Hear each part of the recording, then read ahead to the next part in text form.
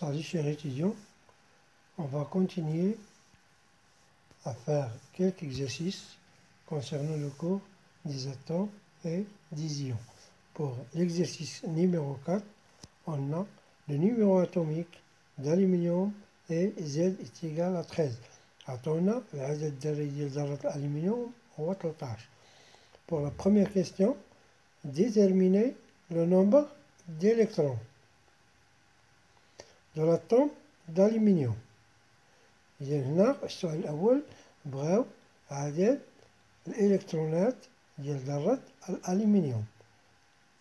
إذا نحاول نشوفوها في ورقة الإنجاز.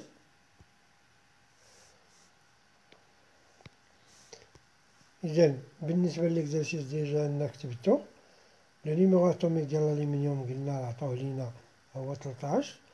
أول سؤال première question, le nombre d'électrons de l'atome d'aluminium. إذا بعد كيقول لنا لو نومبر d'électrons de l'atome d'aluminium كنمشيو غير لو نيميرو أتوميك. النيميرو أتوميك هو لو نومبر d'électrons. إذا لو نومبر d'électrons سي 13. نفسر لكم بالعربية. العدد الذري ديال الذرة اللي هو 13 منه كنجبدو عدد الإلكترونات ديال نفس الذرة اللي هي 13. إذا 13 إلكترون. نشوفو السؤال الثاني. إذا pour la deuxième question, calculer la charge des électrons de l'atome d'aluminium en E et en coulomb. إذا نوضح لكم بالعربية. قال لك حاول تحسب الشحنة ديال الإلكترونات، شحنة الإلكترونات ديال ذرة الألمنيوم بالشحنة الابتدائية. هاد كتسمى الشحنة الابتدائية وبالكولوم. إذا نحاول نشوفو في ورقة الإنجاز. إذا لا شارج ديال الإلكترون لاتوم d'aluminium en E. إذا لو بغينا نلقاو لا شارج ديال الإلكترون ديال لاتوم d'aluminium en E كنمشيو ديما العدد الذري هو 13. إذا en E يعني الشارج إليمونتير غنديرو ناقص، لأن هو الإلكترونات كتكون سالبة، غنديرو ناقص 13 ونضربوها في E ونخلوها هاكا. ولكن إلا بغيناها بالكولوم غنديرو ناقص 13 نضربوها في 1.6 في 10 ناقص 19 ونحسبوها. إذا هاد E كنعوضوها ب 1.6 في 10 ناقص 19 غتعطينا ناقص 20.8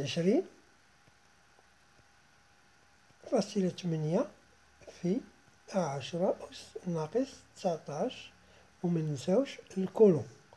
إذا هذه هي الشارج دي زيليكترون دو لاتوم d'aluminium، يعني شحنة الإلكترونات ديال ذرة الألمنيوم. نحاول نشوف السؤال الثالث. السؤال الثالث غيقول لنا بغينا لا شارج دي نوايو، يعني شحنة النواة ديال لاتوم d'aluminium en E et en coulomb. ساهلة هادي غنحاول نديروها. إذا بالنسبة لا شارج دي نوايو كنمشيو غير عندنا بالنسبة لا شارج دي زيليكترون شحال عندنا ناقص 13 E. إذا لا شارج دي نوايو هي بليس 13 E. بغيتي دير بليس ديرها، ما بغيتيش ديرها 13 E. بالنسبة هادي اون او بغيناها اون كولوم كنجيو لهادي نحطوها هي نفسها. اذا عوض ما نبدا نحسب غنحط هادي، ولكن عوض الناقص ندير الزايد ولا ما نديرش. اذا بليس 20.8 في 10 بويسونس موان 19 كولوم. نوضح لكم هادي شحنة النواة. هادي شحنة النواة راه هي شحنة الإلكترونات، غير هنا كتكون ناقص وهنا كتكون زائد. إذا هاد السؤال راه بحال هاد السؤال الثالث، غير هنا كتكون الإلكترونات سالبة وهنا كتكون النواة شحنة النواة موجبة. هادي بالنسبة للذرة. بالنسبة للذرة راه كيكون هاد العدد 13 هو هاد العدد 13، ماشي بحال الأيون. لي زيون غنشوفوهم من بعد. نحاول نشوفو لا كاتريام كيستيون اللي كتعلق بلي زيون يعني بالأيونات.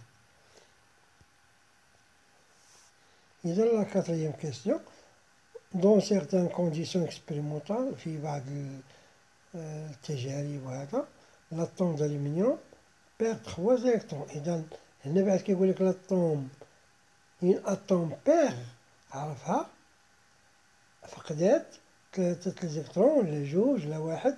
إذا perd هي فقدت. et se transforme en ion d'aluminium.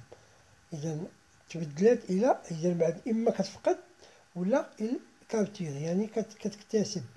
إذا بعد كتفقد ولا تكتسب إذا كتولي انيون d'aluminium. دابا نشوفو بعد كتبيرد اش غنديرو وبالنسبة لكابتير اش يوقع.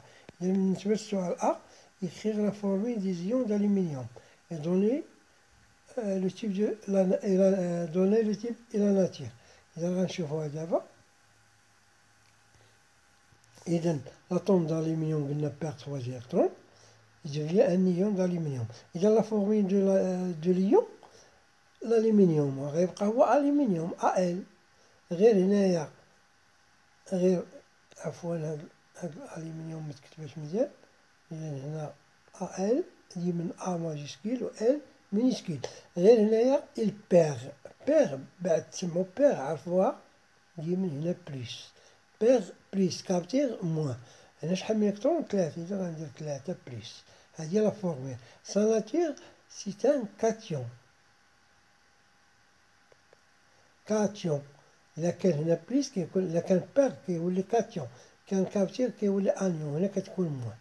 نشوف السؤال بي قالك أعطيني لو نومبر دي زيليكترون دو ليون d'aluminium.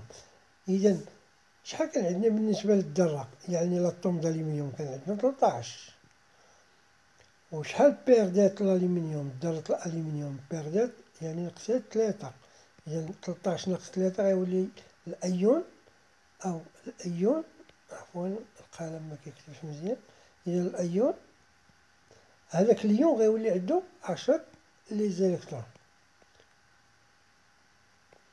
إذا بالنسبة للسؤال سي قالك عطيني لا شارج دي زيليكترون ديال ليون.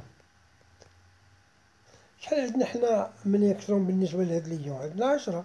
إذا بالنسبة أون أو غنديرو ناقص 10 أو. وبالنسبة أون كولون غنديرو ناقص 10 ونضربوها في 1.6 في 10 أس ناقص 19 وغتعطينا ناقص 16 في 10 أس ناقص 19 كولوم.